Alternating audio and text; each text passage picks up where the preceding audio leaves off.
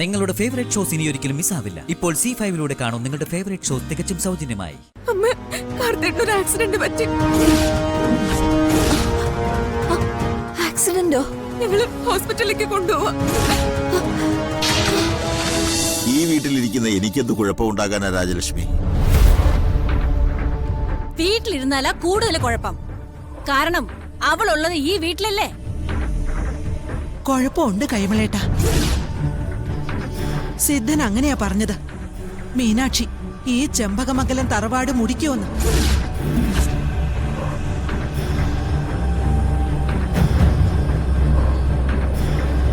കൊച്ചുമകന്റെ ഭാര്യാസ്ഥാനത്തുള്ള സ്ത്രീ അവൾ ആ തറവാട് മുടിക്കും.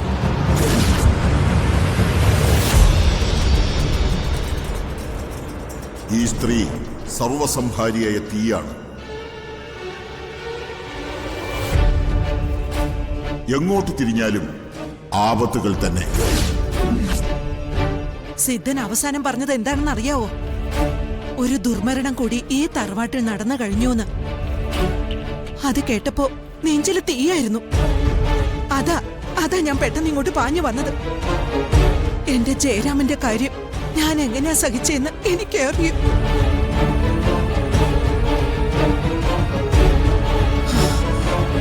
ഇനി ഒന്നുകൂടി താങ്ങാൻ വയ്യ എനിക്ക്. ദൈവങ്ങൾക്കിനി ഈ ചെമ്പകമംഗലത്ത് നിന്നൊരു ജീവൻ തന്നെ എടുക്കണമെന്ന് നിർബന്ധമാണെങ്കിൽ അത് എന്റെ തന്നെ ആയിക്കോട്ടെ. രാജലക്ഷ്മി, ദൈവങ്ങൾക്കല്ലല്ലോ ആ വടയക്ഷിക്കല്ലേ നിർബന്ധം. ഒന്നും സംഭവിച്ചില്ലല്ലോ രാജലക്ഷ്മി. അങ്ങനെ സമാധാനിക്കേ. അങ്ങനെ തീർത്തു പറയാൻ വരട്ടെ അച്ഛാ. ഈ രാഹുകാലം എന്ന് പറയുന്നതേ 1.5 മണിക്കൂറല്ലേ എന്ന് പറഞ്ഞ 1.5 മണിക്കൂർ മാത്രമാണോ രാഹുകാലം? 5ഉം 10ഉം മിനിറ്റ് മുന്നോട്ടും പിന്നോട്ടും ആയിട്ട് മാറ്റം വരുമെന്നാ ജ്യോത്സ്യന്മാര് പറയുന്നത്. അതുപോലെ മഹാസിദ്ധന്മാര് പറയുന്നതിലും മാറ്റമൊന്നും ഉണ്ടാവില്ല. കുറച്ച് കഴിഞ്ഞാണെങ്കിലും അത് സംഭവിച്ചിരിക്കും. അതെ, ആരും ഇനി അധിക യാത്രകളൊന്നും വേണ്ടെന്ന് പറയണം. പരമാവധി സൂക്ഷിക്കാനേ നിവൃത്തിയുള്ളൂ. അതുകൊണ്ടൊന്നും കാര്യമില്ല. കാർ അപകടത്തിൽ മരിക്കുമെന്ന് ജാതകവിധി ഉണ്ടായിട്ടുള്ള ഒരാള് വീട്ടിനുള്ളില് അടച്ചിട്ടിരുന്ന കഥ കേട്ടിട്ടില്ലേ? ആ കളിപ്പാട്ട കാറ് ചവിട്ടി കാറ് തന്നെ വീണ് തലയിടിച്ച് മരിച്ചു. ഇതൊക്കെ അച്ചട്ട. തലവരെന്ന് പറയുന്നതേ തൂത്താലും തുടച്ചാലും മാറില്ല. നന്ദിനെടുത്ത് എവിടെ അച്ഛാ? അവൾ അടുക്കളയിലുണ്ട്.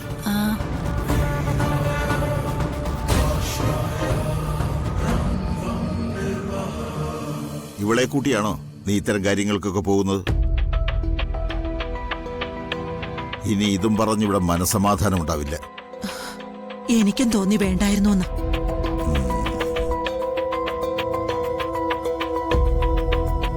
ഞാൻ ഈ കാര്യം ചെന്ന് നന്ദിനിയടുത്തോട് പറഞ്ഞ ഒരു എഫക്റ്റ് ഉണ്ടാവില്ല. മാലതി ഏഷണിക്കാരിയും പരദൂഷണക്കാരിയും ആണല്ലോ.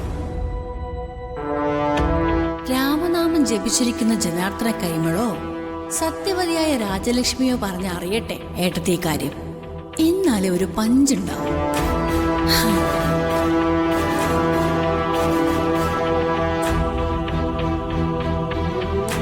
സാവിത്രി ഞാൻ വിളിച്ചിരുന്നു. മ്യൂറൽ പെയിന്റിംഗിൽ താല്പര്യമുള്ള സ്ത്രീകളുണ്ടോന്നറിയാൻ കുടുംബശ്രീക്കാരുമായി ഒരു കൂടിക്കാഴ്ചയിലാണെന്നാ പറഞ്ഞത്. നീ ആദ്യം സ്വയം ഒന്ന് സമാധാനപ്പെടും രാജലക്ഷ്മി. കൈമളേട്ടാ, കാർത്തിമോൻ ഇവിടെ തന്നെയല്ലേ? അവൻ മീനാക്ഷിയും കൂട്ടി പുറത്തേക്ക് പോയല്ലോ. മീനാക്ഷിയും കുട്ടി പുറത്തേക്ക് പോയെന്നോ? അതെ. കൊച്ചുമകനുമായിട്ടുള്ള അവളുടെ വിവാഹബന്ധം എത്രയും വേഗം പിരിക്കണം. അല്ലെങ്കിൽ ആ മരണവും നാം മുന്നിൽ കാണുന്നു.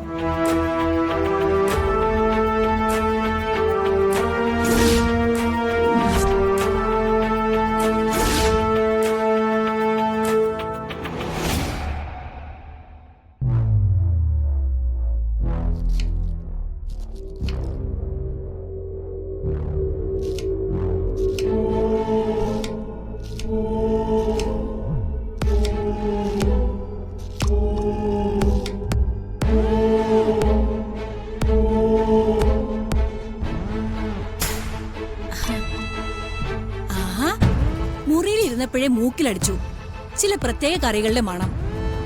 ആഹാ, അവിയലിന്റെ മണം ഇപ്പോഴേ ഊണ് കഴിച്ചേക്കല്ലേ? ആ കുറച്ചുകൂടെ ഒന്ന് വെയിറ്റ് ചെയ്യ. കറികളെല്ലാം ആയിട്ടില്ല. പുളിശ്ശേരി, പപ്പടം. ആഹാ, അപ്പൊ ഇത് സദ്യയാണോ? ആ സദ്യ പോലെ. സദ്യ ആവുമ്പോ എന്തേലും ഒരു വിശേഷം ഉണ്ടാവുമല്ലോ. എന്താ നന്ദിനിയെടുത്തി? ഇന്ന് ഈ വീട്ടിലെ ഒരാളുടെ പിറന്നാളാ. ആ, പിറന്നാളോ? ആരുടെ?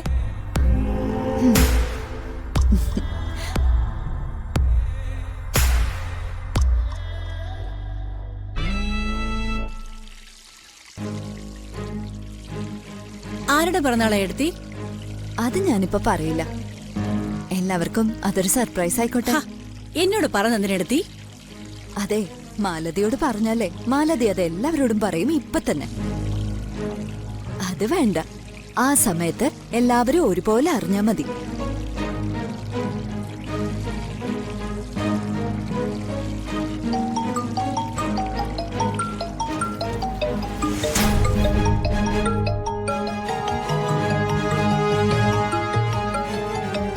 മീനാക്ഷിയാണല്ലോ.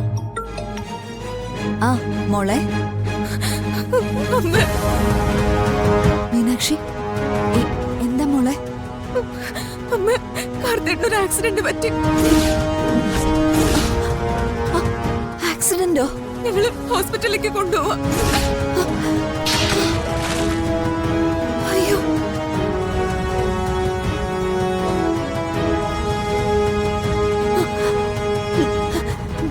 മോളെ എന്താ ആക്സിഡന്റാ?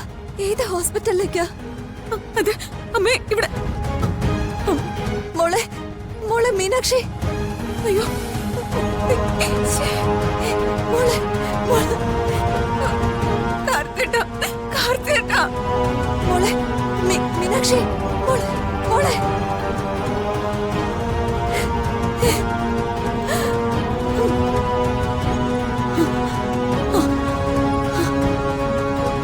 ആഹാ, പൊട്ടിയല്ല ബോംബ്. പണി കിട്ടിയത് കാർത്തിക്കിനാണെന്ന് തോന്നുന്നു. നോക്കാം.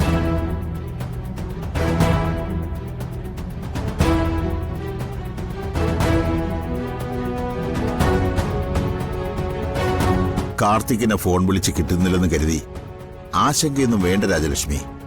അവർ രണ്ടാളും സന്തോഷമായിട്ടൊരു യാത്ര പോയതല്ലേ. സിദ്ധന്മാരുടെ പ്രവചനങ്ങളെല്ലാം ശരിയാകണമെന്നൊന്നും നിർബന്ധമില്ല. ഈ ലോകത്ത് മനുഷ്യന് പ്രവചിക്കാൻ കഴിയാത്തതായിട്ടൊന്നുണ്ടെങ്കിൽ അത് മരണസമയമാണ്. ഓരോരുത്തർക്കും അവരവരുടെ മരണസമയം മുൻകൂട്ടി അറിയാൻ കഴിഞ്ഞിരുന്നുവെങ്കിൽ ലോകഗതി തന്നെ മാറിയേനെ. പിന്നെ വിധി നിശ്ചയിച്ചതൊന്നും നമ്മളെ കൊണ്ട് മാറ്റാനും പറ്റില്ല.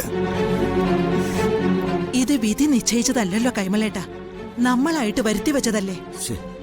അച്ഛാ, അമ്മേ, എന്താ മോളെ? കാർത്തിമോനും മീനാക്ഷിയും പോയ വഴി ആക്സിഡന്റ് ആയിന്ന്. ഡൗൺലോഡ് ചെയ്യൂ C5 ആപ്പ്. കാണൂ എല്ലാ എപ്പിസോഡുകളും സൗജന്യമായി.